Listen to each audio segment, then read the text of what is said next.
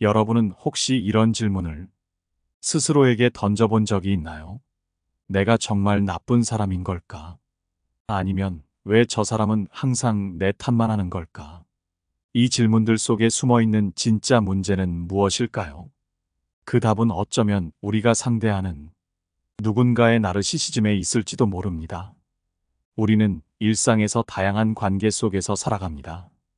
가족, 친구, 연인, 직장 동료까지 그들 중 한 사람은 이상하리만큼 자신만을 중심으로 생각하고 남을 조종하거나 상처를 주며 결국 모든 상황을 자신의 유리한 쪽으로 돌리려 할지도 모릅니다.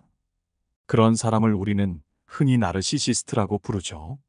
하지만 그들은 대체 왜 그렇게 행동하는 걸까요?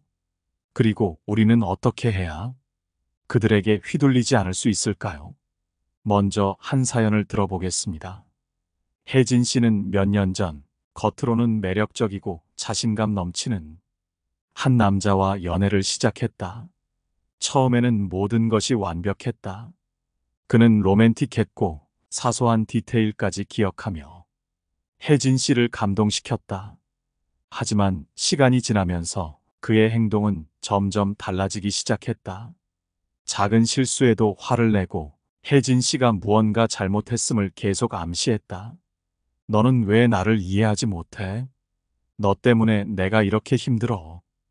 혜진 씨는 점점 스스로를 의심하기 시작했다. 내가 진짜 이기적인 걸까?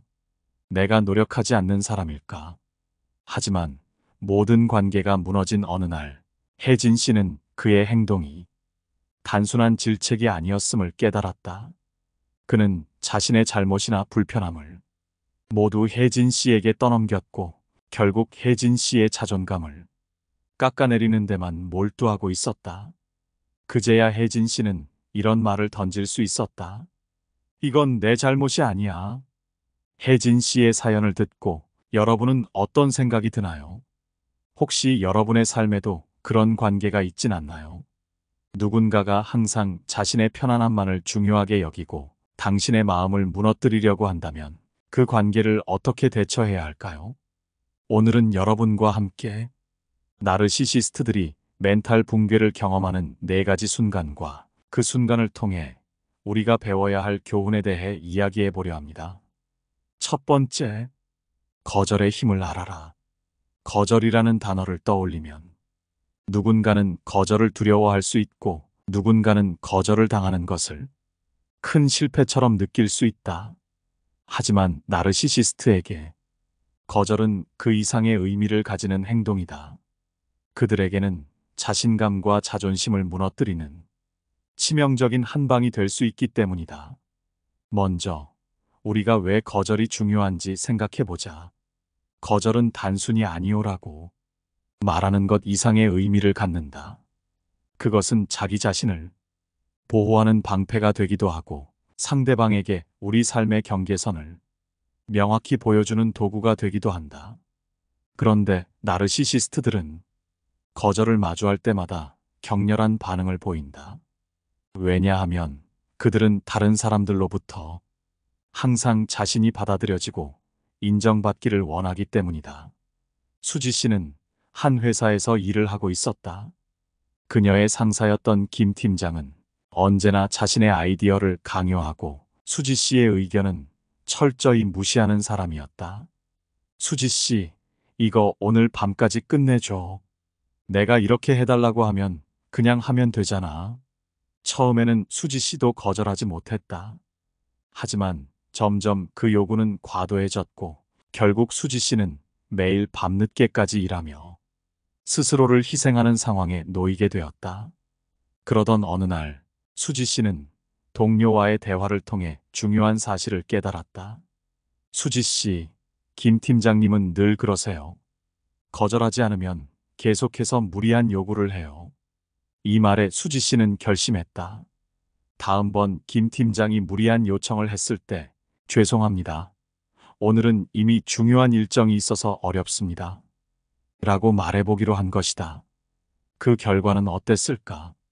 김 팀장은 당황하며 짜증을 냈지만 수지 씨를 설득하려는 시도는 실패로 돌아갔다.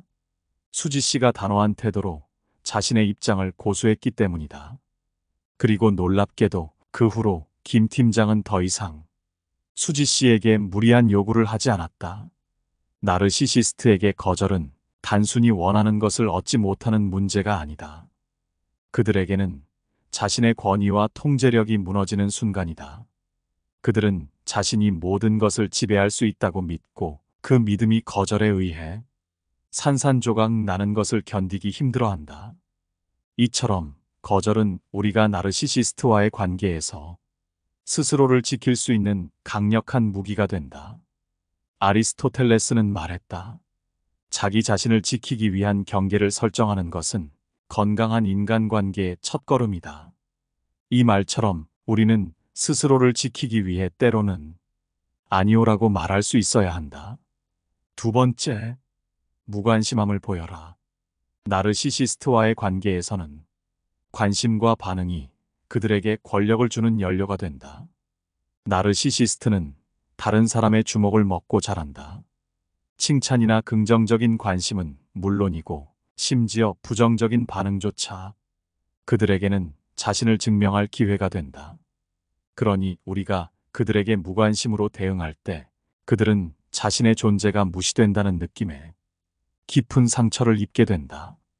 그들에게는 자신이 중요하지 않다는 현실을 마주하는 일이 가장 견디기 어려운 순간 중 하나다.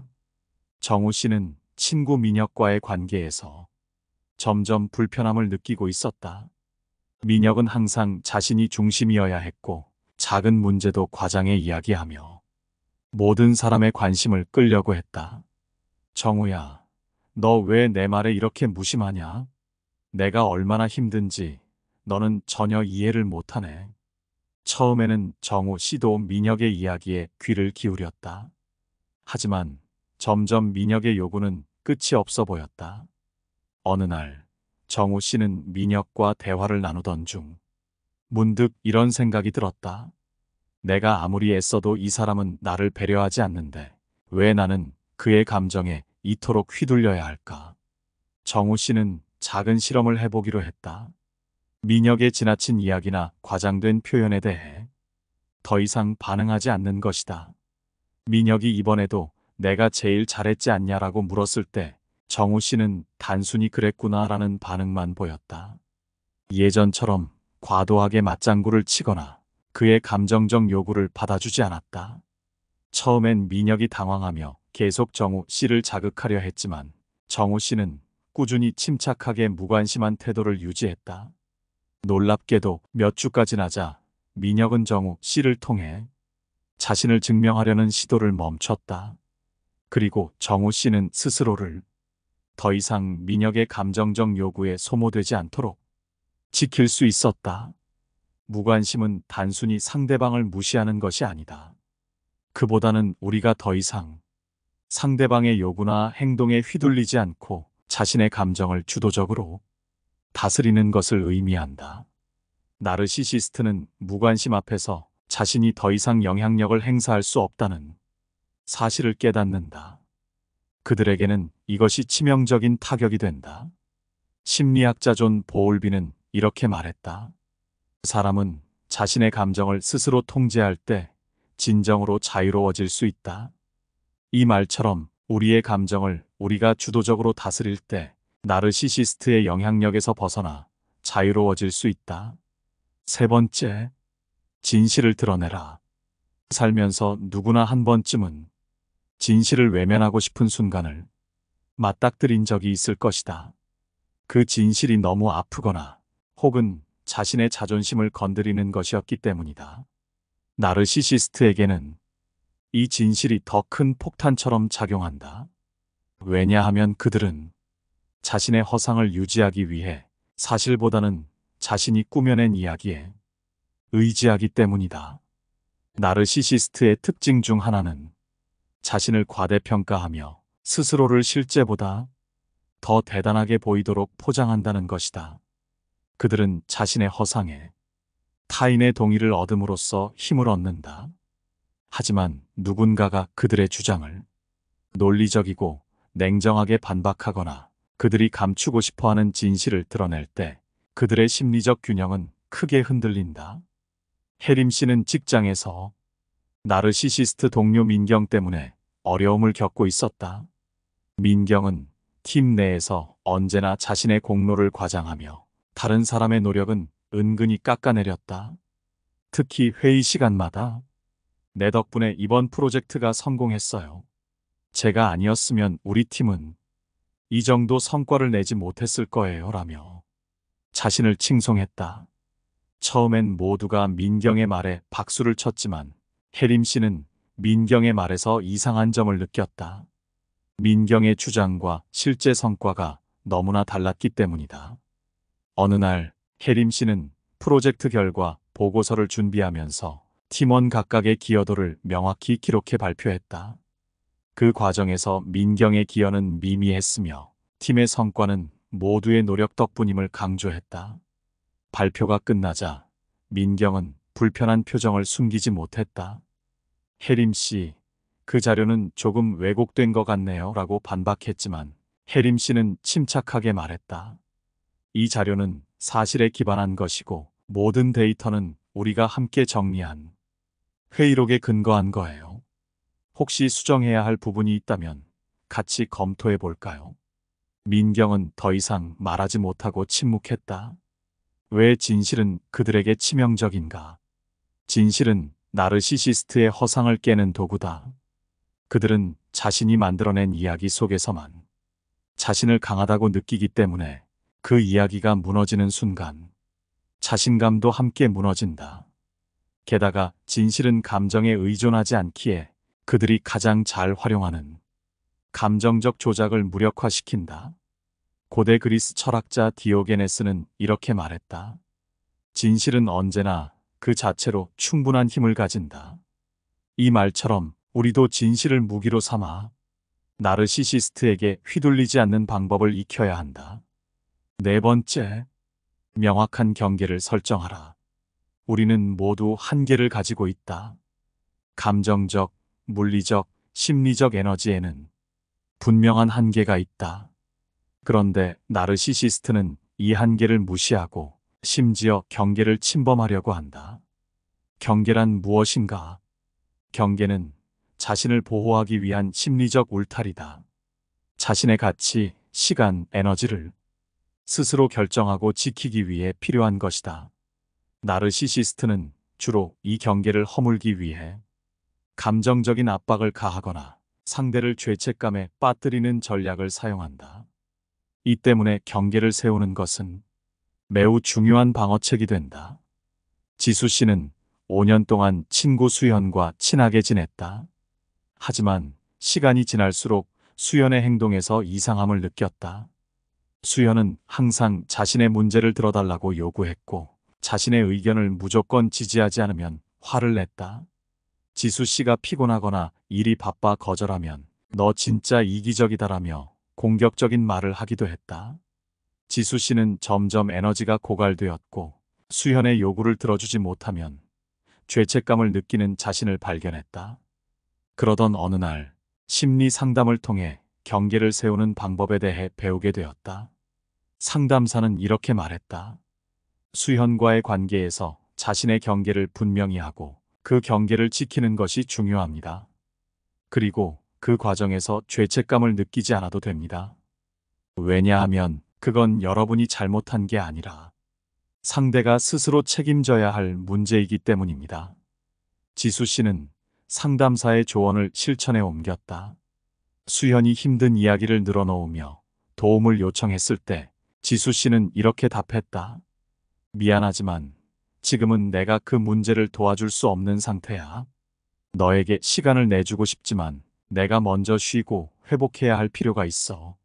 수현은 처음엔 지수 씨를 비난했지만 지수 씨는 흔들리지 않았다. 시간이 지나자 수현은 더 이상 지수 씨를 쉽게 이용할 수 없다는 것을 깨닫고 관계를 정리했다. 지수 씨는 말한다. 그 사람과 거리를 두고 나니 오히려 더 평화롭고 행복해졌어요. 경계를 세우는 데는 세 가지 중요한 요소가 있다. 첫째, 자신의 한계를 인식하기. 자신이 감당할 수 있는 범위를 명확히 알아야 한다. 둘째, 명확하고 단호하게 표현하기. 상대에게 자신의 한계를 알리는 말을 단호하게 해야 한다.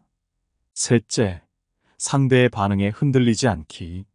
상대가 감정적으로 조작하려 할 때 흔들리지 않아야 한다. 니체는 이렇게 말했다. 당신의 삶을 지키기 위해 당신의 고독과 침묵을 존중하라. 나르시시스트에게 흔들리지 않기 위해 자신의 경계 안에서 온전히 자신을 지켜야 한다. 다섯 번째, 칭찬하지 마라. 나르시시스트는 심리적으로 미성숙한 상태에 머물러 있는 사람이라고 할 수 있다. 그들은 자신이 언제나 최고의 자리에 있어야 한다는 생각에 사로잡혀 있으며 이를 증명하기 위해 다른 사람들을 헐뜯거나 잘못된 소문을 퍼뜨리기도 한다. 이러한 행동은 자신이 우월하다는 인식을 유지하려는 목적에서 비롯된다. 나르시시스트의 이러한 태도를 제어하기 위해서는 그들에게 특별한 대우를 해주지 않는 것이 중요하다. 그들은 주변 사람들로부터 특별한 취급을 받음으로써 자신의 가치를 더욱 부풀리려 하며 그것을 통해 자신의 자만심을 키우려 한다. 하지만 이런 특별한 대우는 오히려 그들의 거만함을 강화시킬 뿐이므로 그들의 잘못된 행동을 멈추게 하기 위해서는 그들에게 칭찬하거나 과도한 관심을 주지 않는 것이 필요하다. 특히 나르시시스트가 자신을 자랑하거나 잘난 척을 할 때에는 그들의 말을 가볍게 넘기거나 무관심한 태도를 보이는 것이 효과적이다. 이렇게 하면 그들은 자신이 주목받지 못하고 있다는 사실을 느끼게 되어 자만심을 더욱 부추기는 것을 방지할 수 있다. 또한 그들의 자랑을 더 뛰어난 사람과 비교함으로써 무색하게 만드는 것도 하나의 방법이 될 수 있다. 이를 통해 나르시시스트는 자신이 항상 최고가 아니라는 사실을 조금씩 인식하게 될 것이다. 하지만 이러한 대응 방식은 나르시시스트의 근본적인 태도를 바꾸기보다는 그들이 더 이상 문제를 일으키지 않도록 일시적으로 제어하는 데 도움이 된다. 그들의 행동이 언제든지 다시 나타날 수 있기에 그들을 제압한 이후에도 일정한 거리를 두는 것이 중요하다. 이런 사람들과의 관계에서는 명확한 경계를 설정하고 그들이 더 이상 부정적인 영향을 미치지 못하도록 하는 것이 가장 효과적인 대응 방법이다. 여섯 번째, 같이 싸워주지 마라.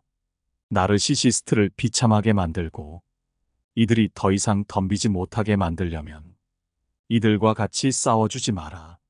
나르시시스트는 다툼을 즐긴다. 물론 승자는 항상 자신이 되어야 한다. 나르시시스트는 작은 일에도 쉽게 화를 낸다. 그 이유는 화를 내게 되면 상대방은 움츠려들고 대화를 자신이 원하는 방향으로 이끌어 나갈 수 있기 때문이다. 그렇기에 이들을 이해시키려 하거나 굳이 대응하면 상황은 더 나빠질 수 있다. 그들과 싸우지 말고 피하는 것이 최선이다. 만약 그들과 대화가 시작되면 그들은 항상 상대방이 잘못했다고 주장할 것이다.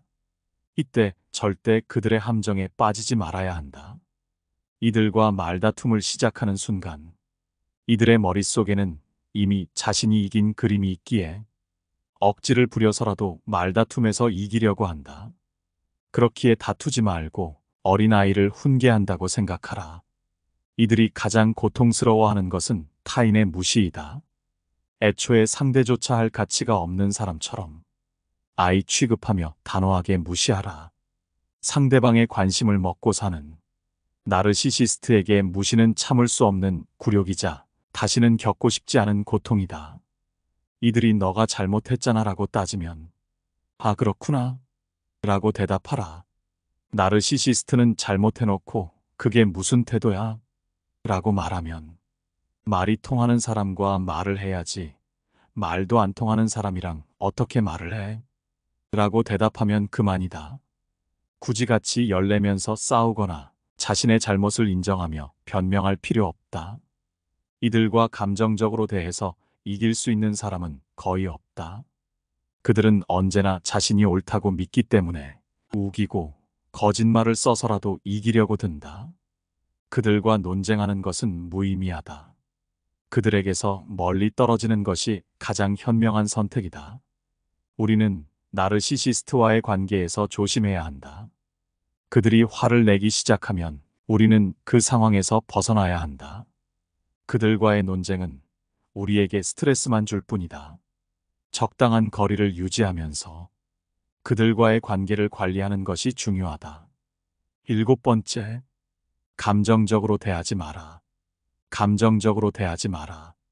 나르시시스트를 대할 때는 감정적으로 반응하지 않는 것이 중요하다. 나르시시스트는 상대방의 감정을 자극하여 상대방의 이런저런 반응을 끌어내려 한다. 그러므로 이러한 사람들과 마주할 때는 반드시 냉정을 유지해야 한다. 그들 앞에서는 자신의 감정을 절제하고 침착함을 유지하는 것이 필수적이다. 나르시시스트는 상대방의 분노를 보고 그들이 이겼다고 착각한다.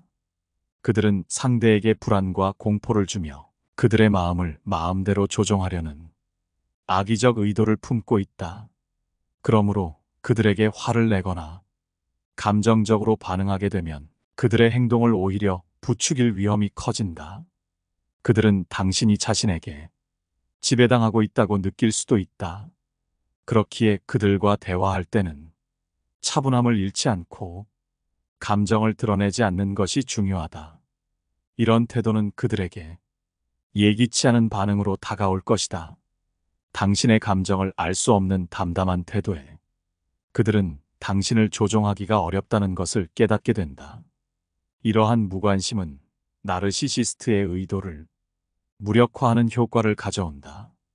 더불어 나르시시스트와의 관계에서 멀어지는 것도 고려해야 한다. 그들과의 관계는 종종 당신의 정신 건강에 해로운 영향을 미칠 수 있다. 그러므로 스스로를 보호하기 위해서는 그들과의 거리를 두는 것이 필요하다. 또한 가까운 사람들과 긍정적인 관계를 유지하는 것도 인간관계에서 힘을 얻는 중요한 방법이다. 나르시시스트의 행동에 휘둘리지 않으려면 자신을 믿고 자신의 가치를 높이는 활동에 더더욱 집중하는 것이 낫다. 예를 들어 새로운 취미를 찾거나 독서를 통해 지식을 쌓는 것이 좋다. 이러한 활동들은 당신의 자존감을 높이고 나르시시스트의 부정적인 영향을 최소화하는 데 도움이 될 것이다. 스스로의 가치를 아는 것은 이들에게 휘둘리지 않는 중요한 자산이 된다. 나르시시스트와의 관계에서 벗어나려면 감정적으로 대응하지 않고 차분한 태도를 유지하는 것이 유효하다. 그들의 말에 흔들리지 않고 자신의 길을 걷는 것이 필요하다.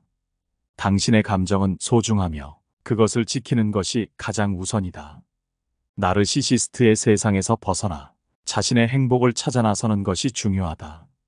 결국 나르시시스트와의 관계에서 자리를 잡고 자신의 가치를 지키는 것은 당신의 삶을 더 풍요롭게 만드는 길이다. 오늘은 나르시시스트에게 휘둘리지 않고 스스로의 삶을 지키는 방법에 대해 이야기해 보았습니다.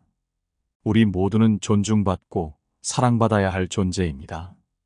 나르시시스트의 조작과 행동에 흔들리지 않기 위해 스스로를 이해하고 건강한 경계를 세우며 자신의 가치를 믿는 것이 중요합니다.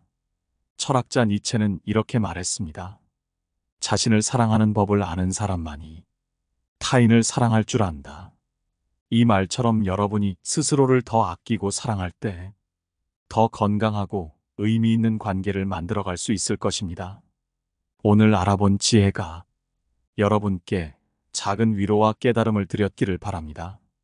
오늘 지혜를 통해 느낀 점이나 여러분만의 경험을 나누고 싶으시다면 댓글로 남겨주시면 정말 감사하겠습니다. 좋아요와 구독해 주시면 큰 힘이 될 것 같습니다. 늘 시청해 주셔서 감사드리며 영상은 이만 마치도록 하겠습니다. 감사합니다. 깨달음의 광장입니다.